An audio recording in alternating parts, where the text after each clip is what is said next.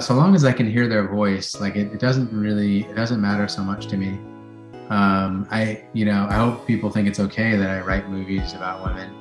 Um, and I mean, my main thing is that I'm respectful to people. So if there's something fake or I get something wrong, then I want the actor to tell me, even if they're like 10 years old. Like,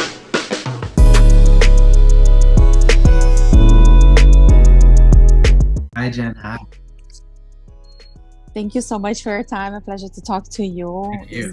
Like, yes, I love a lot of the movies that you wrote Oh, thank you so about much. a book, moving on, Thank you. which I thought I loved this idea. So I just want to start like just saying to you, like, what was like the inspiration to write a script like this? Well, it was sort of two things simultaneously. I'd done a couple of movies with Lily Tomlin, and so she was on the set of Grace and Frankie, and she gave me a call and said, "Hey, we're talking, and Jane and I think you should write a movie for us. Why don't you do that?" And that was enough to make me want to do it. And then I had this idea of somebody at a funeral and is a widower, and people are coming up and giving condolences, saying, "We're so sorry, we love you, we're sorry for your loss." And then a woman comes up and says, "Now that she's gone, I'm going to kill you. I'm going to kill you this weekend," and then moves on. And I thought, oh, that's Jane Fonda who says that. And I was like, and she needs her friend Lily Tomlin to help her do it. And from that, I thought, okay, why does she want to kill him? What's going on here? And so the two kind of went together. And then I wrote it, just hearing their voices. Yeah, I love it because you pick Jane and Lily. They're so good together, but in this movie, they kind of hate each other, and Yeah. I thought it was so genius because we are used to see them like loving each other, Yeah. and this one they're able to do that, and I think it Yeah. was genius. Yeah, it's true. It's true. Yeah, thanks. Thank you. Yes. Also, you have like Malcolm and Richard as well. Like, and how is like to put them together? You know what I mean? Like, is an amazing cast. Well, it's fun sometimes. It's like you're playing with like a little fantasy, like, oh, what if you had Jane Fonda from Clute and Coming Home and 9 to 5 and Lily Tomlin from these movies, and you put Malcolm with them, and Richard.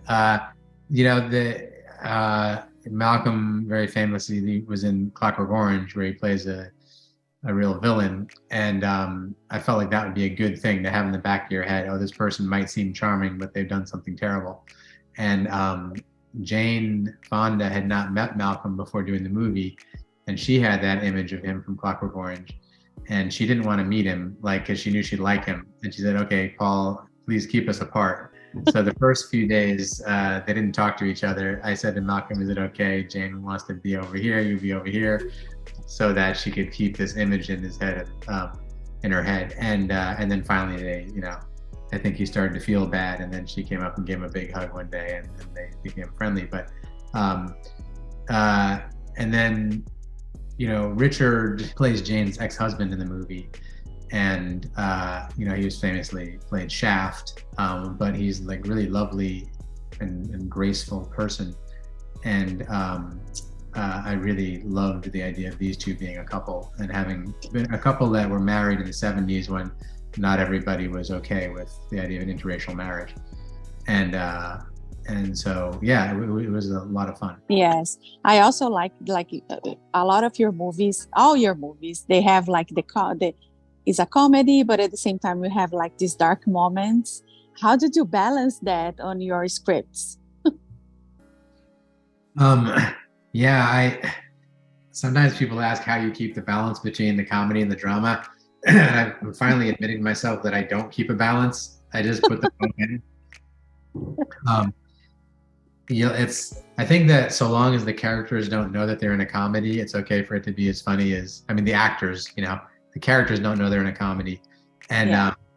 And I like the idea that you can have something sort of jarring and emotional and serious happening while you're also making the audience laugh a lot. I think it allows people to talk about things, and I think that has been too much of people not feeling like they can discuss the most important things in the culture. Yeah, the movie had the premiere at TIFF, at the Toronto International Film Festival.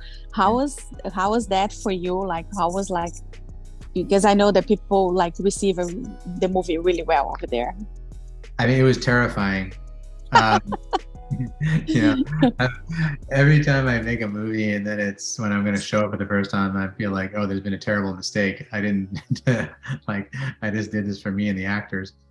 But it was nice. You know, the nice thing is that it's a comedy, so it was a relief to see people really laughing at stuff. And there's a big sort of surprise ending, and the way people reacted to that was great.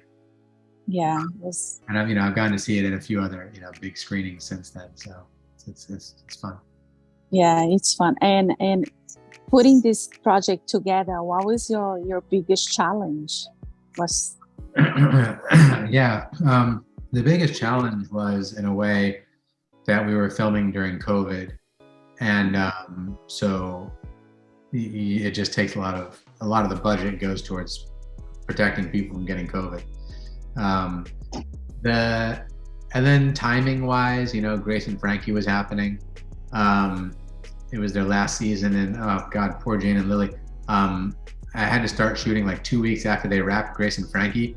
So they just got off the set and got on another set together. And then for them, it was like to make sure that they were playing different characters. Knowing that this was a comedy, but that they're not playing Grace and Frankie. They were very eager to have it be, not slip back into those characters. Yeah, but you see, that's why they are so good actresses, because they're just finishing a project. They're like together to be like loving each other, and then to be in a project that they hate each other. Yeah, kind of a hate, not hate, but kind of a don't like each other. Yeah, I love that. Yeah. Cool. And then also I want to ask you, like, what did you learn about yourself on this project, writing this project? I learned that I'm a child. I feel like, I learned that I'm never, I'm always going to feel grateful to get to direct movies. Like stepping on a set is like such a dream. I had not worked with Jane, and Jane is wonderful, but she can be a little scary because, like, when you give her a note, sometimes she'll say, why do you want me to do that? So you have to have a good answer, and it better be honest too. But I learned that that's fine with me. I don't mind being challenged. It's really lovely. I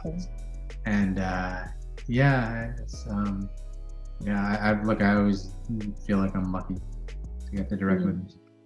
Yeah. Also, you gravitated, like, most of your movies, you have like male leading, and now you have like females, like Grandma, like this one, and you also have some young kids like Crush. Which one is kind of I don't know, your favorite? I cannot ask that because I think your movies are good, and I think you like all of them. But which one you think easier to write for? Like for a male, for a female, for like a young? I think it just depends on the actor. Like I find it very easy to write for Lily Tomlin, but so long as I can hear their voice, like it doesn't matter so much to me. I hope people think it's okay that I write movies about women. And I mean, my main thing is that I'm respectful to people. So if there's something fake or I get something wrong, then I want the actor to tell me, even if they're like 10 years old. Like I'll ask a 10-year-old, hey, does this make sense? And on the movie Grandma that I did with Lily, she was getting over, like, her long-term partner had died, and she read the script and she said, well, I really like this, but every time she's talking about her old love, like, it's glowing and always saying like wonderful things that happen, and she's like, that's fake. If you're with somebody for a long time, there's fights and there's times when you can't stand each other, etc., and you should put that in if you want this to be real.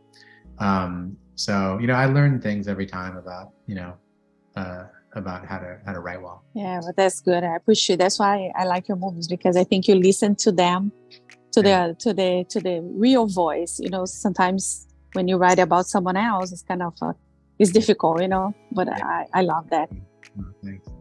Paul, and for us to wrap it up, any other projects coming up soon for you? Well, I mean, my company produced a movie called About My Father with the comedian Sebastian Maniscalco and Robert De Niro. But that was a wonderful filmmaker named Lina Caruso. And then I'm writing something with my brother right now, which is, and we're also working on something about our grandmother, who's a Mexican film star named Lupita Tovar, who starred in the Spanish language Dracula. So yeah, I'm working on a few things. Perfect. That's amazing. Paul, I just want to thank you so much for your time. Thank you. A pleasure to meet you and keep bringing these amazing movies that I kind of like them. Thank you so Thank much. you. Thanks. Thank you. Bye-bye. If you like this video, don't forget to comment, to like, and subscribe to our channel right here.